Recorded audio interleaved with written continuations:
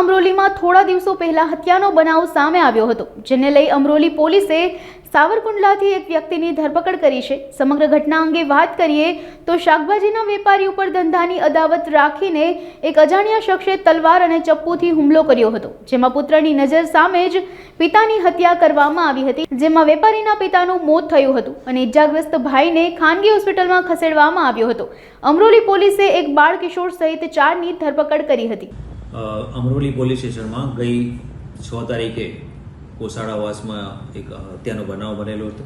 એ બાબતે વિગત એવી છે કે જે ફરિયાદી છે એ ફરિયાદી અને આરોપી છે બંને જણા ઉત્તરાયણ પોલીસ સ્ટેશનની હદમાં એક 4 રસ્તા ઉપર શાકભાજી વેચવાનો ધંધો કરે છે। એમાં આરોપી છે જે કાયમી જે જગ્યા પર ધંધો કરતો હશે એની બાજુમાં ફરિયાદીએ પોતાનું શાકભાજી વેચવા માટે ગયા હતા। તો એ બાબતે આરોપીએ એવું કહ્યું હતું કે અમને ત્યાં આગળ આવવું નહીં અને ત્યાં બેસીને ધંધો કરવો નહીં। એ બાબતે અમને બોલાચાલી થઈ હતી। તો એની અદાવતમાં એ લોકોએ સાંજે આરોપી છે એ લોકો ફરિયાદીના ઘરે ગયા હતા અને તલવાર વડે ફરિયાદી અને એના સગા સંબંધી ઉપર હુમલો કરેલો, જેમાં એક જણને પેટના ભાગે તલવાર વાગવાથી મોત થયેલું છે અને બીજા 2 જણને ઈજા થયેલી છે। આ કામે 4 આરોપીઓને સાવરકુંડલા અમરેલી ખાતેથી અરેસ્ટ કરવામાં આવેલા છે અને આગળની તપાસની કાર્યવાહી ચાલુમાં છે।